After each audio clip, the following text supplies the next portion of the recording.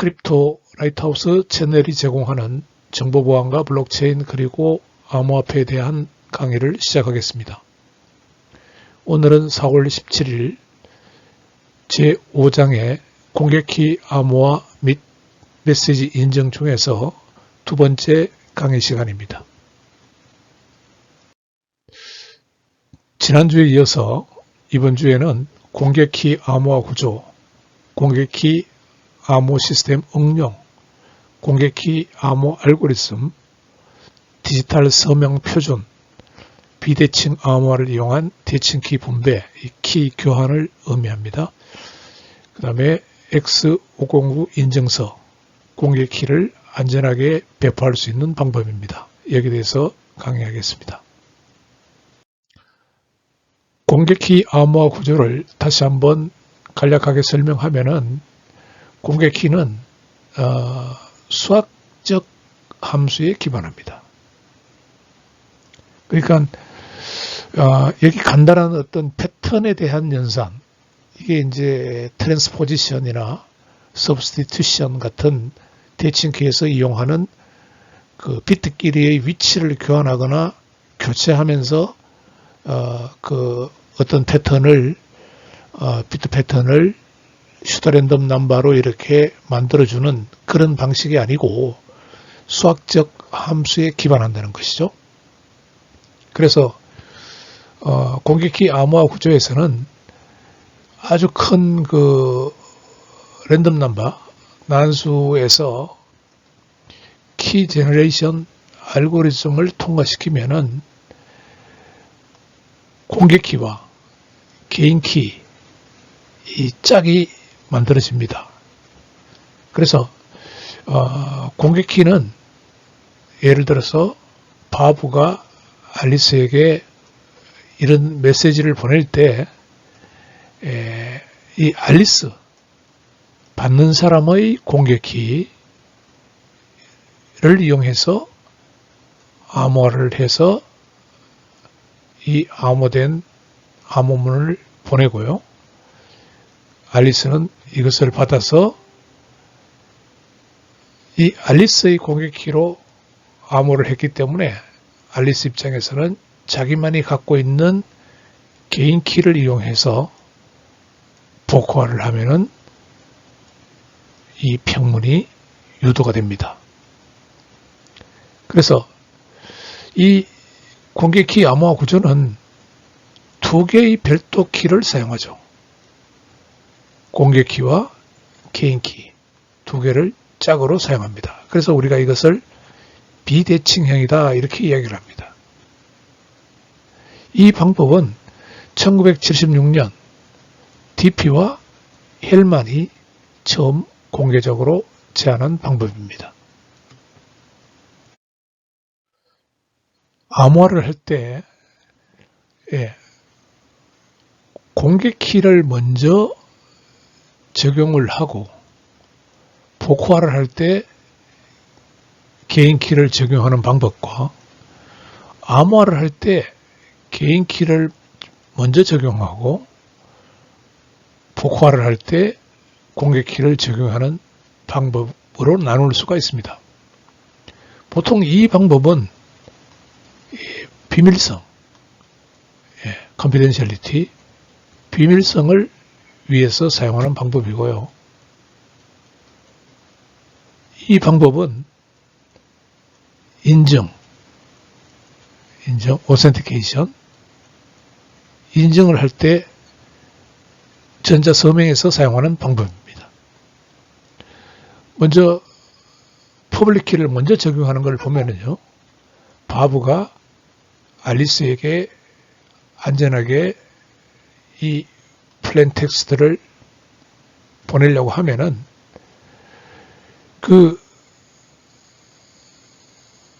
이 바브의 그 퍼블릭키 링, 여러 사람의 퍼블릭키를 바브가 미리 확보하고 있습니다. 그 중에서 알리스의 공개키를 선택해서 이것을 암호화를 합니다. RSA 알고리즘으로 암호화를 하고 그 암호화된 사이퍼텍스트를 보냅니다. 이 표현이 여기 평문이 여기 X라는 뜻이고요. X고 그 다음에 요게 PUA 요게 알리스의 퍼블릭키라는 그런 뜻입니다. 그렇게 요 E가 요 인크립션 알고리즘이라는 뜻이고요. 예. 그러면은 Y 사이퍼텍스트가 만들어집니다. 알리스 측에서 보면은 Y를 받으면은 어떤 키를 적용하느냐 하면은 알리스의 프라이빗 키를 적용합니다. 이 알리스의 프라이빗 키는 알리스만이 비밀스럽게 안전하게 보관하고 있는 것이 알리스의 프라이빗 키죠. 그래서 그걸 가지고 디크립션 RSA 알고리즘으로 디크립션을 하면은 플레인텍스트가 만들어집니다.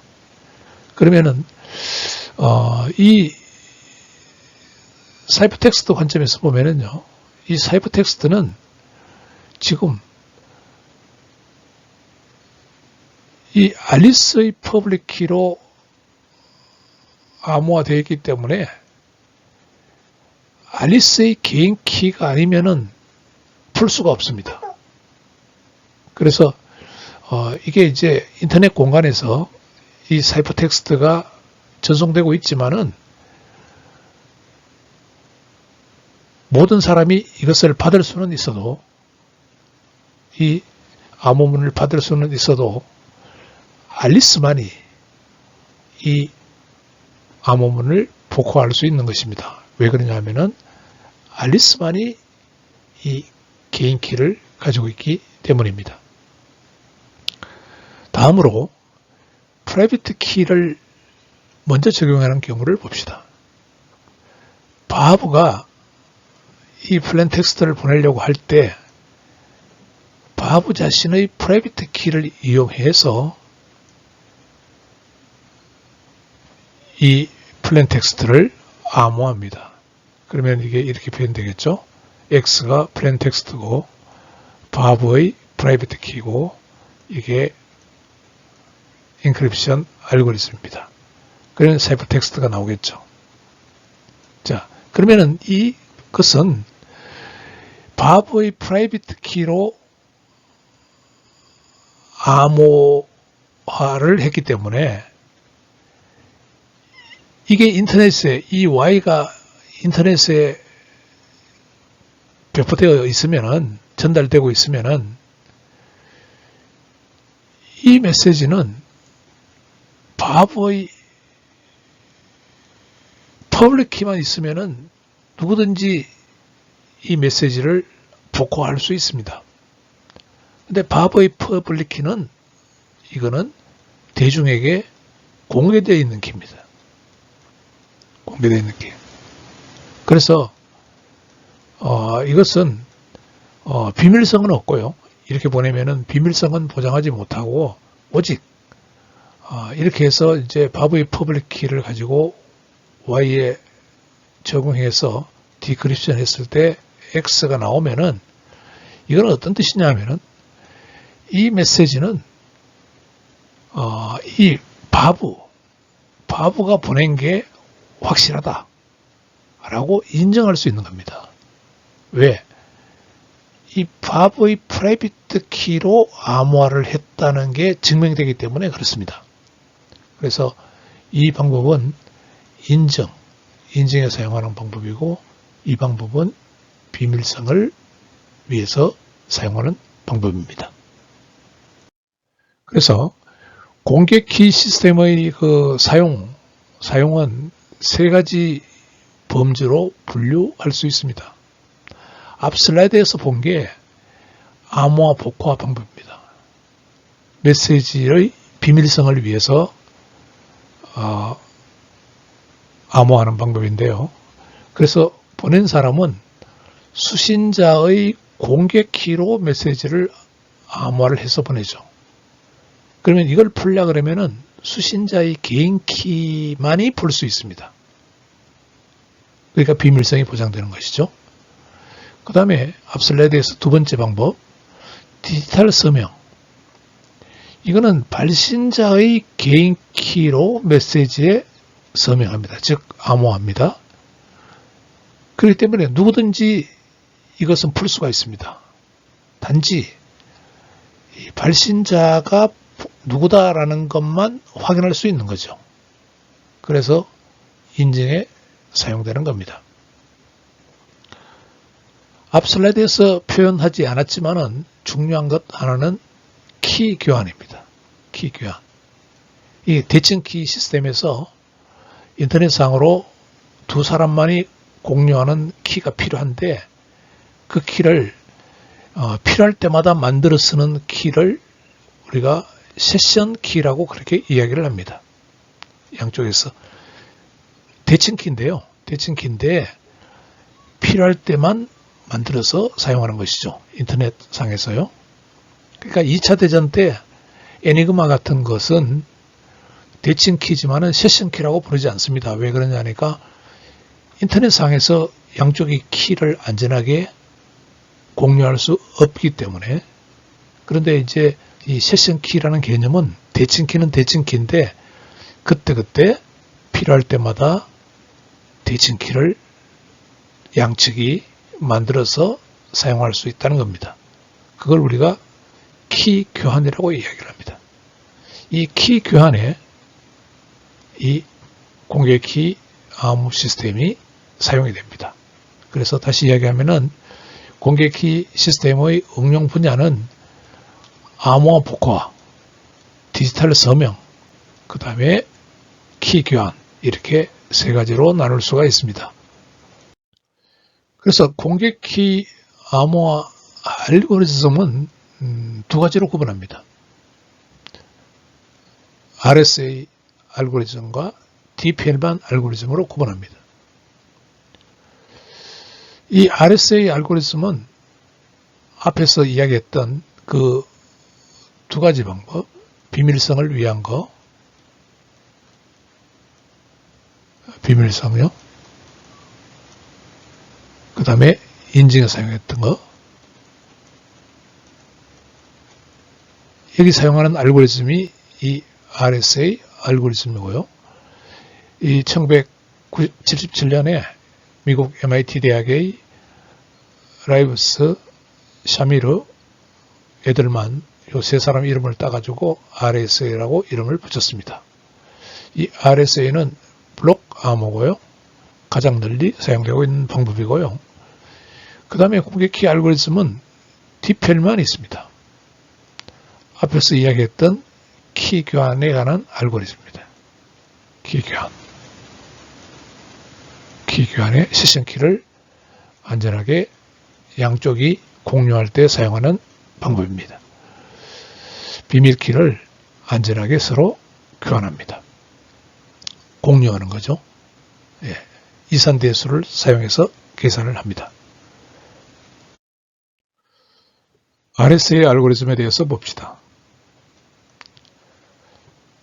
RSA 알고리즘은 수학으로 하는 거고 수학 중에서도 정수론으로 처리합니다. 리얼 넘버 세오리죠. 정수론. 그래서 먼저 두 수를 선택을 하는데 어떤 수를 선택하느냐 하면은 P, Q 모두 프라임입니다. 그 뭐냐면은 소수라는 뜻이에요. 소수. 소수. 소수. 예. 수학에서 소수요. 약수가 없는 수. 소수. 그래서 PQ를 선택을 하면은, 소수로 선택을 하면은, n을 구합니다. n은 그냥 P와 Q를 곱하면 돼요. 두 수를. 그 다음에, 파이를 계산하는데, 파이는 P에서 1을 빼고 Q에서 1을 뺀 숫자를 곱하면 됩니다. 자, 그리고는 이 인테저, 나중에 보면은 이제 퍼블릭 키도 두 개의 정수로 이루어지고 프라이빗 키도 두 개의 정수로 이루어지는데, 먼저 요 하나의 정수, 요거는 똑같습니다. n은 같습니다. 그 n은 여기서 계산된 n이고요. 그 다음에 이 퍼블릭 키에서 또 다른 하나의 정수 E를 계산하기 위해서 이 파이를 이용하는 겁니다.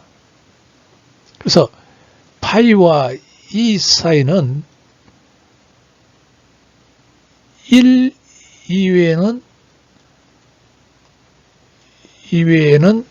공약수가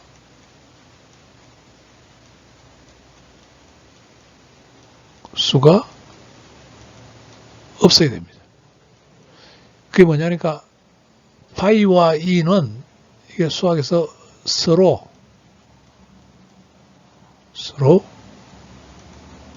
소라는 꼭 그렇게 이야기합니다. 서로 소수라는 뜻인데, 그 파이와 E의 서로 소가 되도록 하는 E를 선택을 하면 됩니다.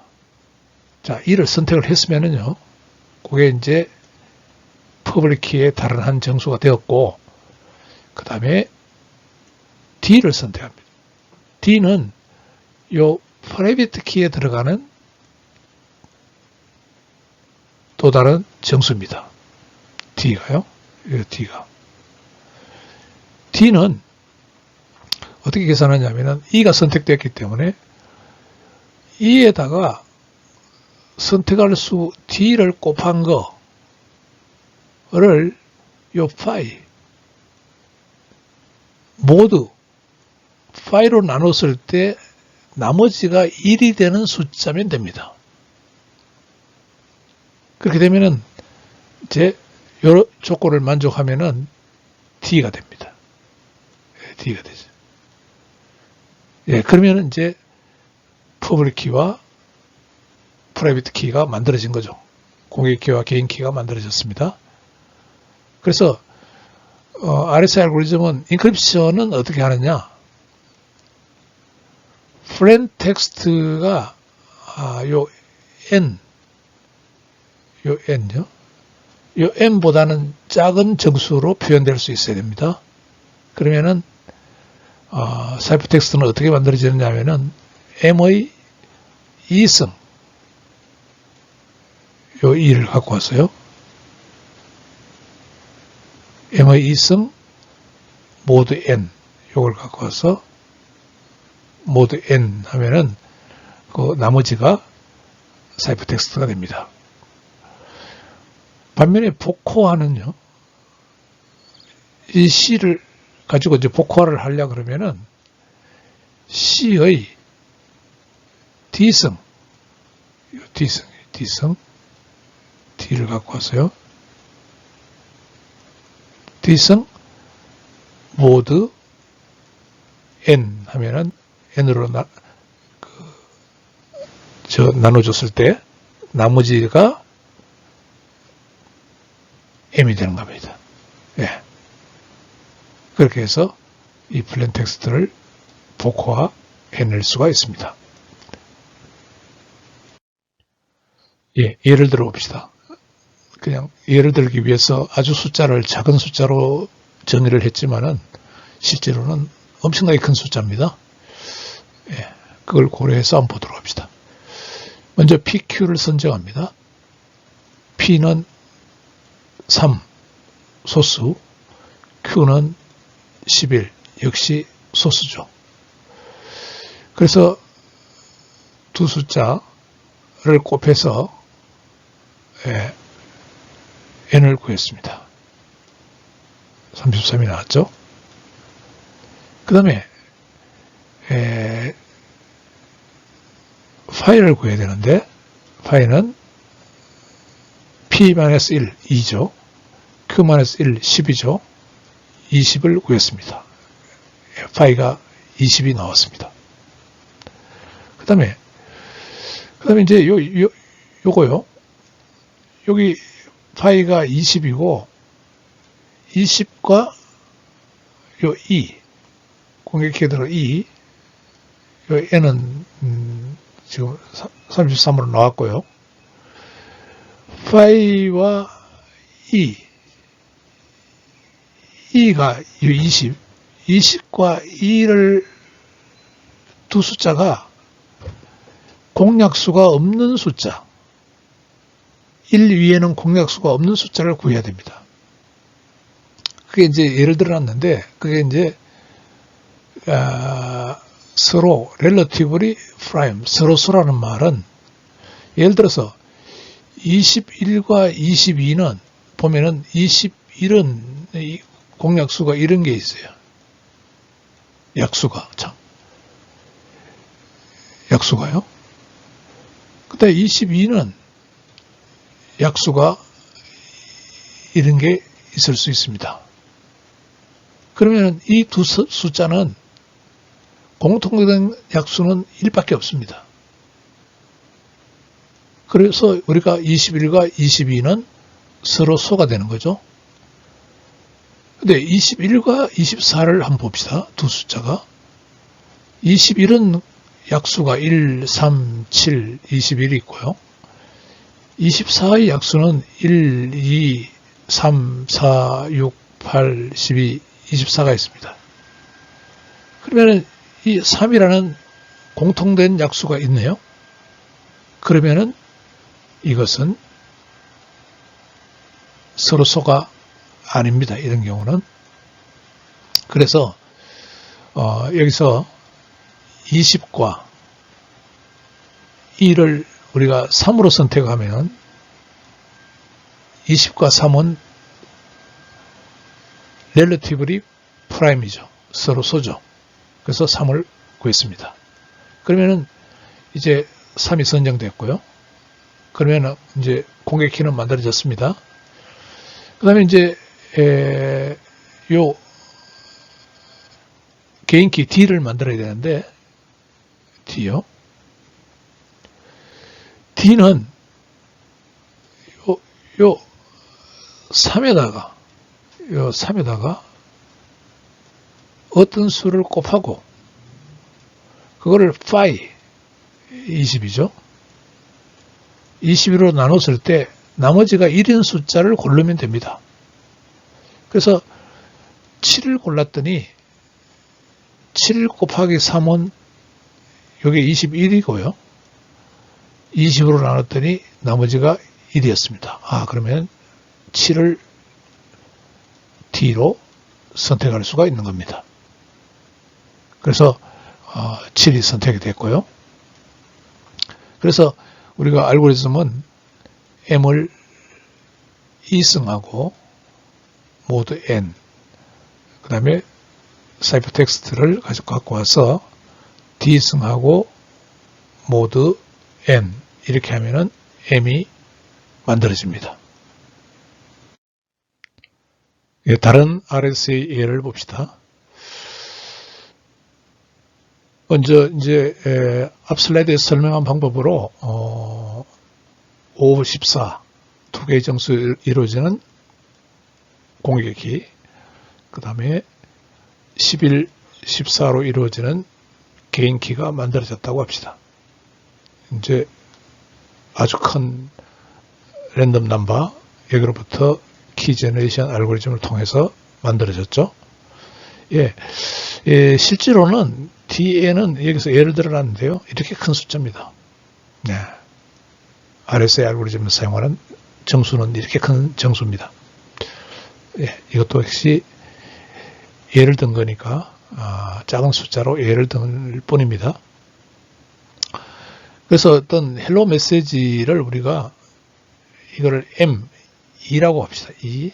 2라고 하면은 이거를 이제 퍼블릭 키를 이용해서 5승 그 다음에 모드 14 하면은 사이퍼 텍스트가 4가 만들어지고요. 이게 이제 4가 전송이 되었죠. 전송되었으면은 이 프라이빗 키를 이용해서 11성 모두 14 하면은 2가 만들어집니다. 그래서 이 2는 이 헬로 메시지, 헬로라는 말을 의미를 하게 되는 겁니다. 예, 그 다음에 두 번째 사용 분야인 디지털 서명에 대해서 보도록 합시다. 참고로 세 번째 사용 분야인 키 교환,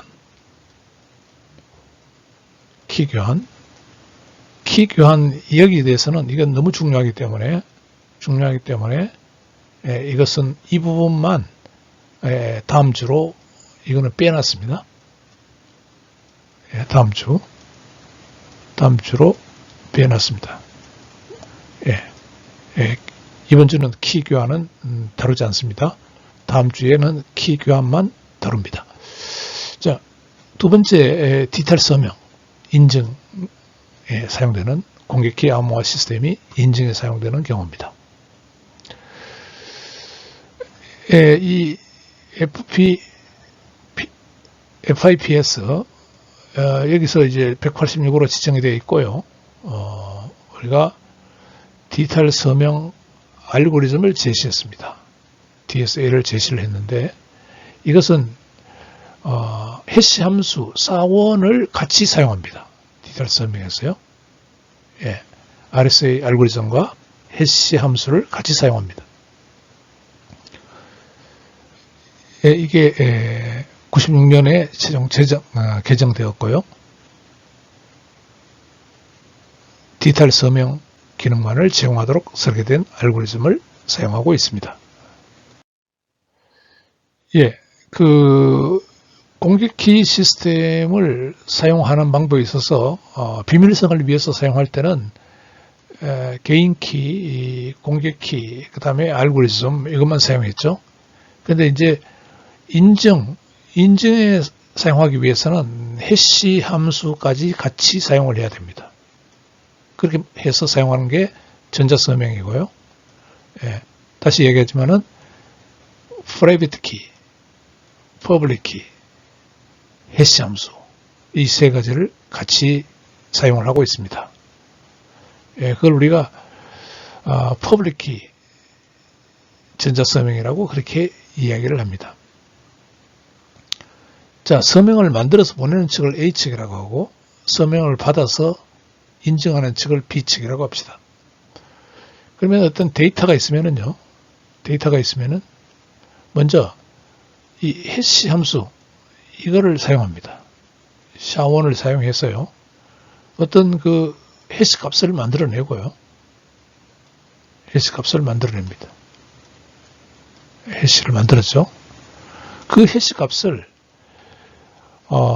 H측의 그 프라이빗 키 이걸 이용하죠. H의 프라이빗 키를 이용해서 암호화를 한 게 이 해시 값을 암호화를 한 게 디지털 서명입니다. 전자서명이라고 그러기도 하고 디지털 서명입니다. 그래서 이 문서에다가 이 비밀성과는 상관없으니까요. 문서에다가 이렇게 만든 전자서명을 여기다가 붙여서 보냅니다. 그럼 받는 측에서는 B측에서는 이걸 이제 분리를 합니다. 일반 이 데이터 파일과 전자서명 부분을 디지털 서명 부분을 분리를 했어요. 이 데이터 파일에 대해서는 해시 함수를 통과시키고요. 똑같은 이 해시 함수를 사용해서 통과시키고 그 해시 값이 만들어졌죠. 그 다음에 이 전자서명 이 부분에 대해서 퍼블릭 키 H측의 퍼블릭 키 A의 퍼블릭 키를 사용해서 이것을 복호화를 합니다. 복호화를 하면은 이 해시 값이 만들어지죠. 그래서 요것과 예, 이것을 같은지 다른지 비교를 합니다. 비교를 합니다. 예, 같으면은 이 문서는, 도달한 이 문서는 이 A가 보낸 게 확실히 맞다라고 증명이 되는 것입니다. 왜 그러냐면은 A만이 이 프라이빗 키를 갖고 있기 때문에 그렇습니다. 예. 예, 제가 앞 슬라이드에서 키 교환은 다음 주에 한다고 이야기를 했는데 잘못 이야기했습니다. 키 교환. 키 교환에는 두 가지 방법이 있는데요. 지금 이야기하는 그 비대칭 키 암호화를 사용한 대칭 키 분배하는 방법이 있고, 그 다음에 DP 헬만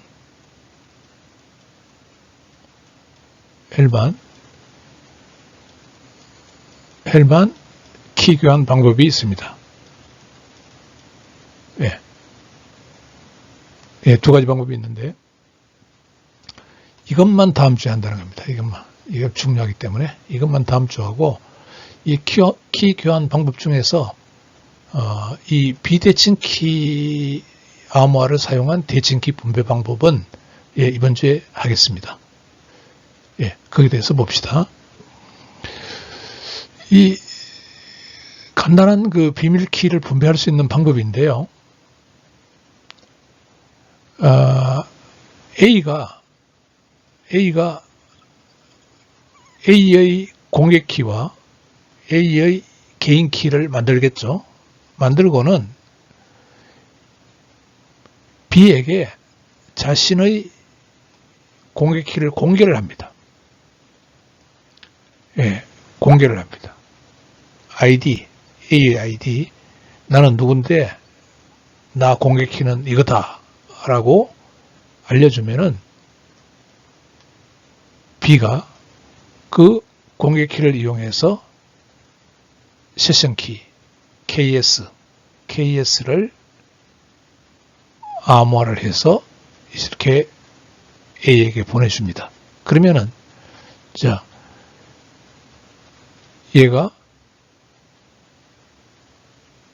이것을 받으면은 자신의 이 프라이빗 키를 이용해서 복화를 하면은 KS가 만들어지겠죠. 얘도 KS를 가지고 있고요.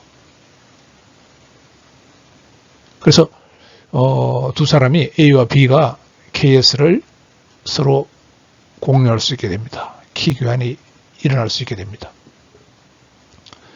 근데 이 방법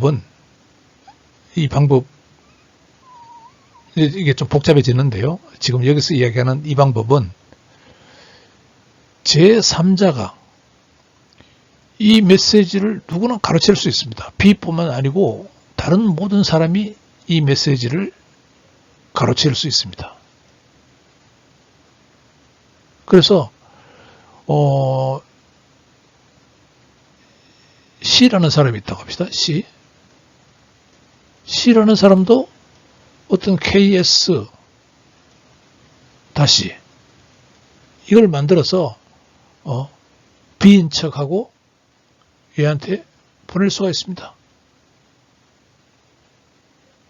그래서 이게 이제 Man in Middle Attack을 할 수 있다고 이야기합니다. 이런 것들을. 여기에 대한 대책을 한번 보도록 합시다. 그래서 비대칭 키 암호화를 이용한 대칭 키 분배에 있어서 퍼블릭 키를 그냥 그대로 보내지 않습니다. 보내지 않고요. 이게 이제 웹에서 사용하는 방법인데 HTTPS라고 해서 웹 프로토콜에서 사용하는 TSL 보안 방법인데, 클라이언트가 서버에다가 헬로우 하면은 서버의 퍼블릭 키를 보내주는데 그냥 보내주지 않고요. 퍼블릭 키 서티피케이트를 보내줍니다. 서버의 퍼블릭 키 서티피케이트. 이 퍼블릭 서티피케이트는 뭐냐 하니까 이 서버의 이 퍼블릭 키가 서버의 퍼블릭 키가 맞다 라고 어떤 CA라 그래서 이게 이제 인증기관인데요. CA가 요 서명한 겁니다. 서명. 그러니까 CA가 끼어드는 거죠.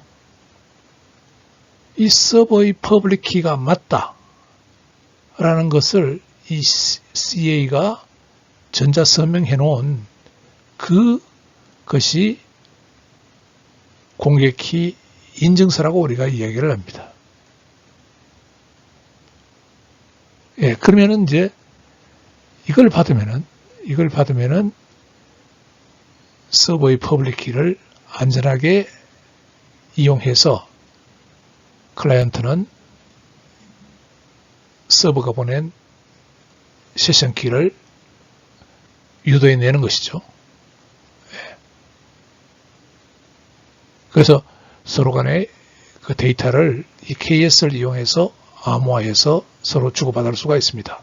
그게 이제 세션 키를 공유할 수 있게 되는 것이죠. 키 교환이 일어난 겁니다. 그래서 이 공개키 인증서, 공개키 인증서요. 공개키 인증서는 공개키와 인증서의 내용이 공개키와 키 소유자의 ID로 구성되며 이 전체 블록, 이게 이제 블록, 여기 이 공개키도 있고요. 여기에 소유자 ID도 있고요. 이것을 여기다가 서명을 갖다 붙이는데 이 서명을 제3자가 CA가 여기에 서명을 하는 겁니다. 서명을 하는 겁니다. 그래서 일반적으로 제3자는 정부기관이 될 수도 있고 금융기관이 될 수도 있습니다. 그래서 사용자 커뮤니티에서 신뢰하는 그 인증기관입니다. 신뢰할 수 있는 인증기관을 우리가 CA라고 합니다. 그래서 사용자는 안전한 방식으로 자신의 공개키를 해당 기관에 제출하고 인증서를 받을 수가 있습니다. 그런 다음 인증서를 게시할 수 있죠. 이것을 이제 이렇게 보낼 수가 있습니다. 그래서 그 공개키가 필요한 사람은 누구나 인증서를 받고 해야 되는 게 뭐냐면은 인증서를 받았으면은 첨부된 그 신뢰할 수 있는 기관의 서명을 확인을 해야 됩니다. 인증서의 유효성을 확인을 해야 되는 것이죠. 만약에 홍길동이라는 사람을 인증서를 홍길동의 공개키를 여기 이제 우리은행에서 인증을 했다고 합시다. 우리은행에서 서명을 했다고 합시다. 그러면은 이 홍길동의 공개키가 유효하다는 것을 확인하려면은 뭐가 필요하냐면은 우리은행의 공개키가 필요합니다.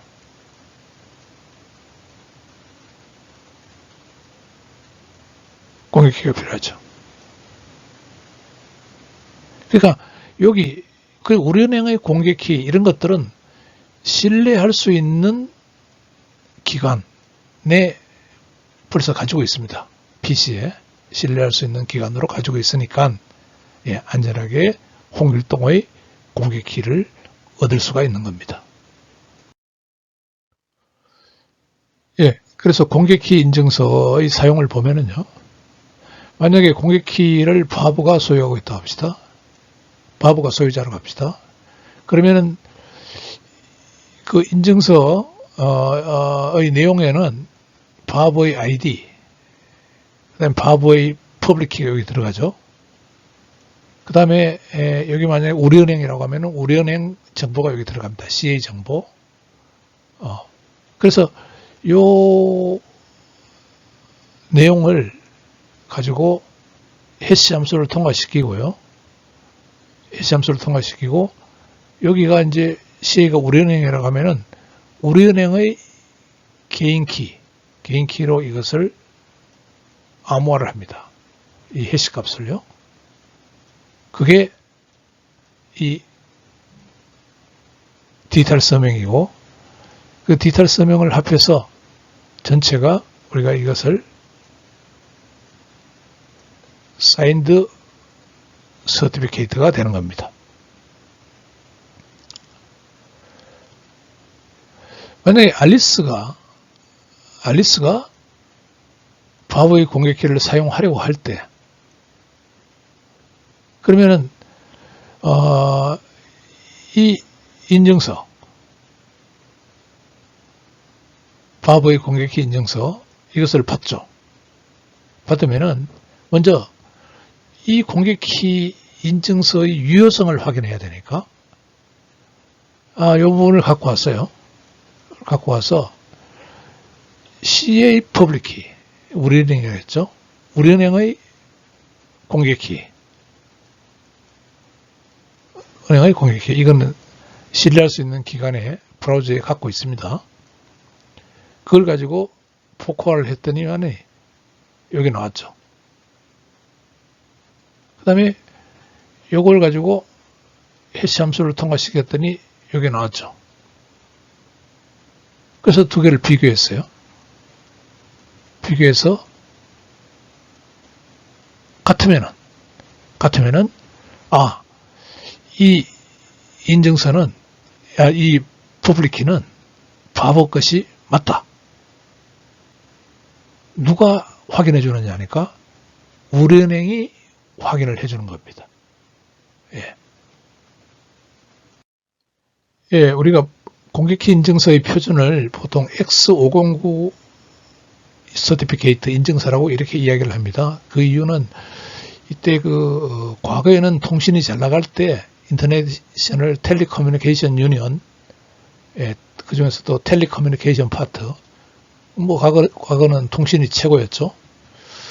그래서 정보통신 한다 그러면 1970년대에서는 제일 좋은 곳으로 취업할 수 있는 그런 학과였습니다. 그때 이제 이 인증서를 만드는데 여기서 전화번호부를 관리하는 그런 서비스를 위해서 인증서를 만듭니다. 그래서 이 디렉토리는 공개키 인증서의 저장소 역할을 했습니다. 1988년도에 처음 발표됐고요. 그래서 이 공개키 암호화 디지털 서명 사용을 기반으로 합니다. X509 포맷을 보면은요, 형태를 보면은, 이게, 자꾸 이렇게 발전해 왔습니다. 버전 1, 2, 3. 이렇게 발전해 왔는데, 버전 3를 봅시다. 버전 3. 버전 여기 표시되게 되어 있고요. 그 다음에 위에 서티피케이트 시리얼 넘버가 있습니다. 그 다음에 어떤 걸 사용했는지, 전자서명을 어떤 알고리즘을 사용했는지 여기 표시가 되어 있고요. 그 다음에, 이슈. 이 서명을 발행한 사람.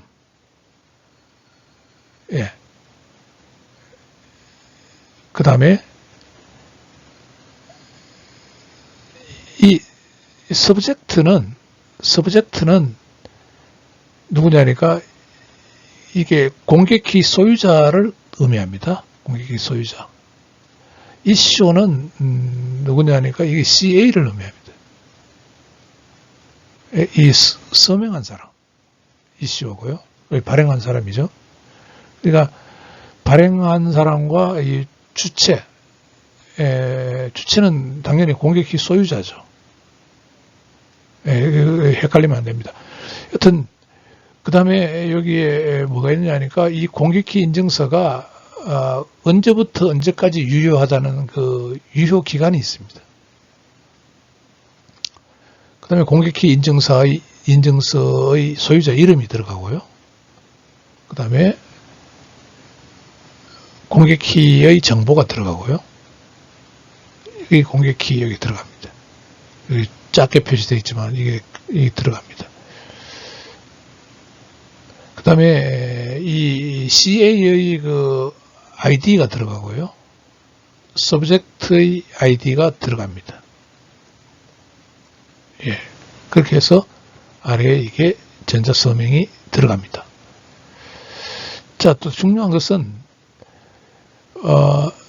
이 서티피케이트가, 이게 뭐, 개인키, 서브젝트의 개인키가 노출이 되면은 이게 바로 폐기가 돼야 됩니다.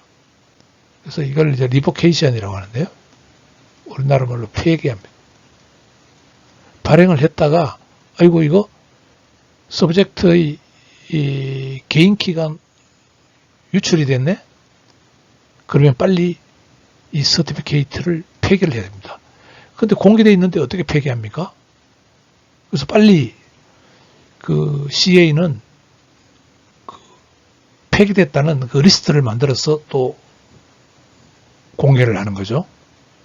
그게 리보케이션 리스트입니다. 그래서 리복드 폐기된 서티피케이트를 여기다가 집어넣고요. 그 다음에 이슈 네임 언제 이게 업데이트 됐다.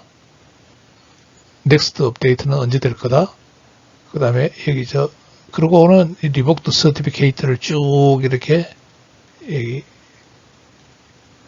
명시를 하고 그러고는 서명을 한 게 그게 서명 리보케이션 서티피케이트 리보케이션 리스트가 되겠습니다. 자, 사용자 인증서 획득에 대해서 봅시다. 어떤 CA가 우리은행 예를 듭시다. 우리은행이 생성한 그 인증서는 어떤 특징을 가지고 있느냐 하면은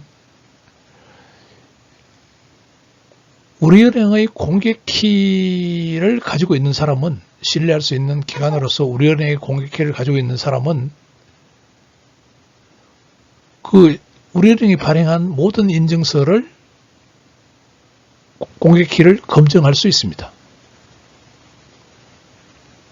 그래서 이 인증서는 이 우리은행 이외의 어떤 기관도 이 인증서를 수정할 수가 없습니다. 그래서 인증서는 위조가 불가능합니다. 그러므로 인증서를 보호하기 위한 어떤 특별한 조치를 취하지 않고도 디렉토리에 인증서를 저장할 수가 있는 것입니다. 예, X509 CA의 그 계층 구조에 대해서 보도록 합시다. 사용자 A, 이 사용자 A는요, 지금 이 B의 공개키가 필요한 상황이라고 예를 들어 봅시다. B의 공개키를. 사용자 A가 B의 공개키를 어떻게 획득할 수 있는지 보도록 합시다. 여기서 이제 표현 방법이 VY라고 하는 것은 Y의 공개키를 V라는 CA가 서명했다는 뜻입니다. V가 서명했다는 뜻입니다. Y의 공개키를요. 그런 요게 인증서를 표현하는 겁니다. 인증서가 이렇게 있으면은 서명이 있고요. 그리고 이 Y의 공개키를 요 V가 서명했다는 뜻입니다.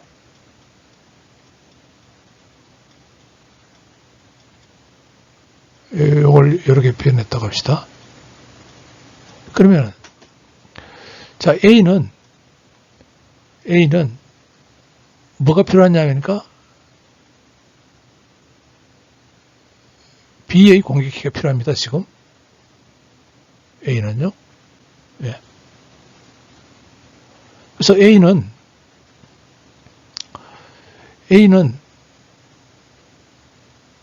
A의 공격키를 누가 서명해 놓고 있느냐면은 X라는 CA가 서명해 놓고 있어요. 이 X가 만약 우리은행이라고 합시다. A 공격키를 X가 우리은행이 지금 서명을 하고 있다고 합시다. 근데 A는 B의 공격키가 필요한데 B의 공격키는 누가 서명을 했느냐니까 Z가 서명을 했어요. Z를 국민은행이라고 합시다. 국민은행. 네. 그러면은 이 B의 공격키를 국민은행이 서명했단 말이에요. 그럼 이걸 얻으려면은 뭐가 필요하냐니까 Z의 공격키를 안전하게 얻을 수 있어야 되고, 그러면 Z의 공격키를 안전하게 얻으려면은 이 Z의 공격키는 Y가 서명을 했단 말이에요. Y가 서명했단 말이에요. 이 Y가. 그럼 Y의 공격키를 안전하게 얻어야 되는데, 또 이 Y의 공격키는 V가 서명했다는 거예요. V가. Y의 공격키는 이거 V가 서명했어요.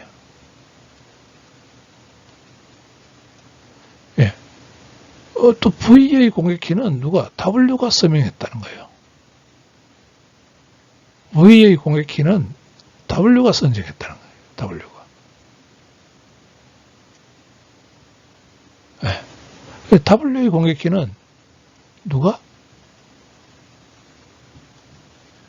X가 서명했습니다. W 공격키는 X가 서명했습니다. 그러니까 우리은행 X의 공격키를 갖고 있으니까 결국은 이 B의 공격키를 안전하게 얻을 수가 있는 겁니다. 반대도 마찬가지입니다. 반대도 그렇게 따라가면 얻을 수가 있습니다. 다음으로 인증서 폐지에 대해서 한번 보도록 합시다. 폐지. 우리가 영어로 리보케이션이라고 하는데요. 리보케이션. 자, 인증서에는 그 유효기간이 있습니다. 유효기간. 언제부터 언제까지 유효하다는 유효기간이 있는데, 보통 새 인증서는 기간 인증서 만료 직전에 발급이 됩니다. 근데 이제 만료 전에 인증서를 폐지해야 되는 경우가 있습니다. 사용자의 개인키가 손상된 것, 사용자의 개인키가 노출됐다고 가정할 때, 사용자가 더 이상 해당 CA에서 인증되지 않는 경우, 사용자의 이름을 바꿨다든지, 생년월일을 변경했다든지 그런 경우입니다. 그래서 통계적으로 보니까 인증서를 폐지하는 이유를 살펴봤더니 가장 많은 게 이게 사용자 개인 키가 노출된 경우입니다. 노출된 경우고요. 그 다음에 이게 이제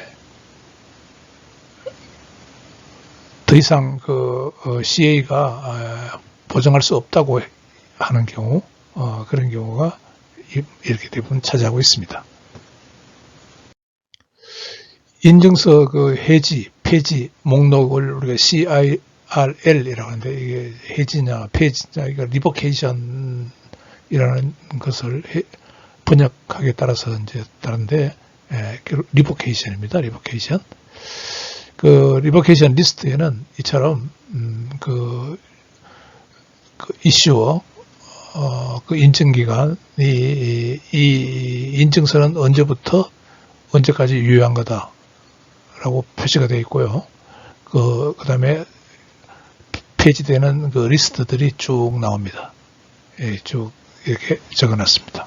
그리고 마찬가지로 인증기간이 이렇게 서명을 한 형태입니다. 그래서 해지 사유는 사용자의 이 비밀키가 손상된 경우가 가장 많습니다. 그러니까 그 사용자의 이 서티피케이트요, 이 서티피케이트가 손상된 경우, 그 공개키가 에 해당되는 개인키가 손상된 경우가 가장 많습니다. 예, 5장에서 다룬 내용을 봅시다. 지난주에 인증, 해시함수, HMAC 이런 것들을 살펴봤고요. 예, 이번 주에 공개키 암호화 구조, 세 가지 응용에 대해서 살펴봤고요. 그 다음에 공개키 알고리즘 살펴봤고, 그 다음에 디지털 서명 표준, 그 다음에 비대칭 키를 사용한 키 분배, X509 서티피케이트에 대해서 살펴봤습니다. 예, 다음 주는 디펠만, 키 교환만 별도로 공부하겠습니다. 예, 이것으로 4월 17일 강의를 모두 마칩니다. 감사합니다.